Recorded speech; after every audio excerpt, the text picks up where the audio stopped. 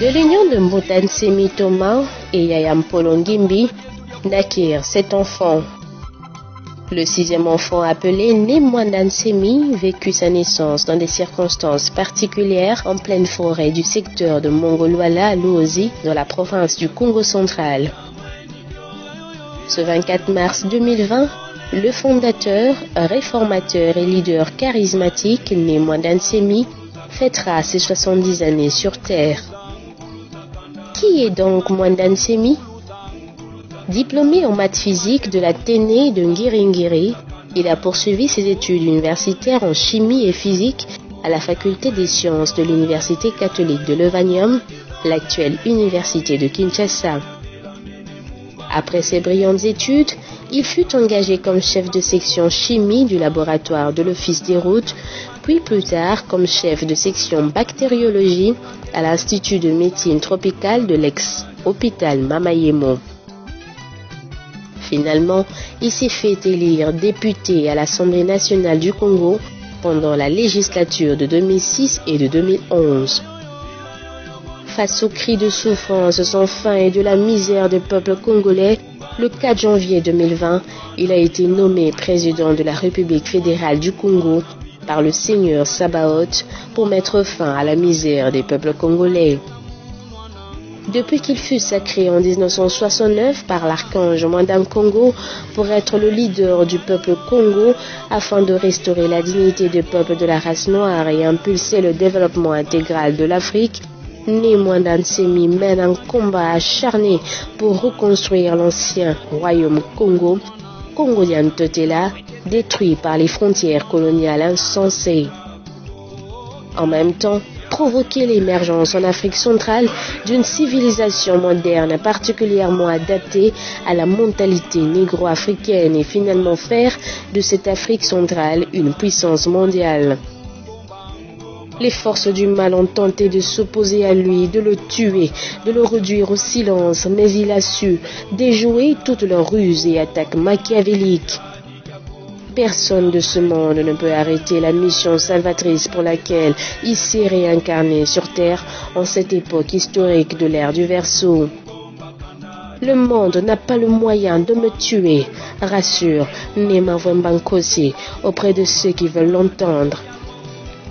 Pour beaucoup, au regard de sa vision des choses et du monde qui est d'une supériorité rare, au regard de sa force de caractère exceptionnelle, au regard de son intelligence hors du commun ou simplement de sa haute spiritualité, Nemwandansemi est un véritable libérateur.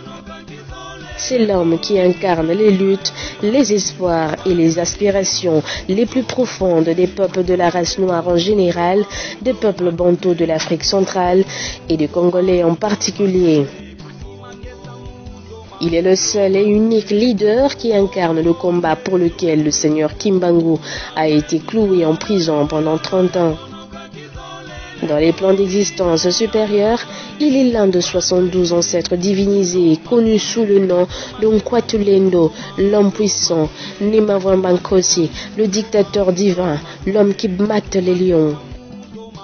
Des millions de fidèles de Bundu Dia Congo, en RD Congo, en Afrique et dans la diaspora, Europe, Amérique, Asie, célèbrent avec ferveur et honneur le 70e anniversaire de celui qu'ils appellent affectueusement Nkaka Mukulu wa Moyo, ancêtre vivant parmi nous.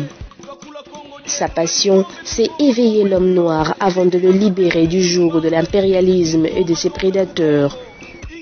Dans son actif, plusieurs réalisations sont à signaler.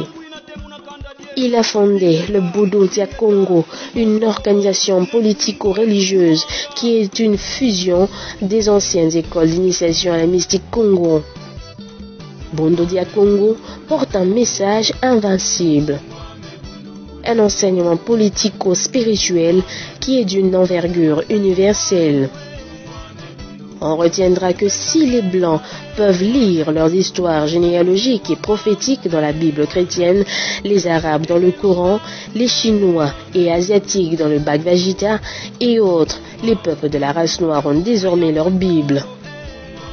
Le Makongo, livre sacré à l'instar de la Bible chrétienne, du Coran, du Bhagavad Gita, le Makongo décrit l'histoire des généalogiques et prophétiques des peuples de la race noire.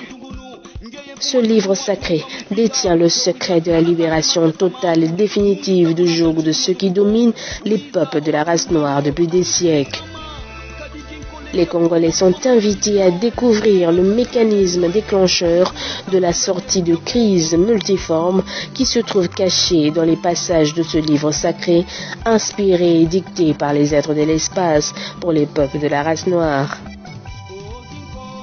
Il est un grand écrivain, savant et prophète pour restaurer l'aspect positif et enseigner la culture, la spiritualité, la science et la technologie. Plus de 300 brochures de 40 à 50 pages sont déjà écrites par Némoine Nsemi, ce savant venu de l'étoile Kakongo, la constellation du zodiaque, la Voie lactée, parlant de la spiritualité, la culture, la politique, la religion. Plus de 5000 numéros de Congo Dieto sont déjà apparus et continuent d'apparaître dans son bulletin d'information quotidien. Toujours dans son actif, un éveil de conscience patriotique. Des millions de Makessa, adeptes et fidèles de Bondo Dia Congo, ont grâce à l'orientation spirituelle et l'entraînement à la mystique Congo, éveillé leur conscience patriotique et font preuve d'une foi inébranlable et déterminée à libérer le Congo. Actuellement, Némoine Nsemi donne des enseignements politico-religieux dans la salle de conférence de son palais royal de Macampagne. Il a aussi déjà entamé la construction d'un Zimbabwe, un centre d'initiation à la mystique Congo pour réveiller et renforcer l'amour, l'intelligence et le pouvoir de Dieu qui sommeille en chacun de nous, afin de nous armer moralement et spirituellement pour notre libération totale et définitive. La dignité et la personnalité des peuples de la race noire, longtemps perdus, ne sont plus qu'une question de temps. Et bien plus encore à découvrir, venez donc nombreux célébrer ce 24 mars 2020 la naissance de ce grand homme historique et exceptionnel à la place Sainte-Thérèse de Ndjili. Venez remercier les êtres de l'espace, l'archange Mwanda Congo, Mfumu Kimbangu et autres qui ont décidé d'envoyer un de leurs sur Terre pour accomplir la volonté du Très-Haut dans l'espace de l'Afrique centrale.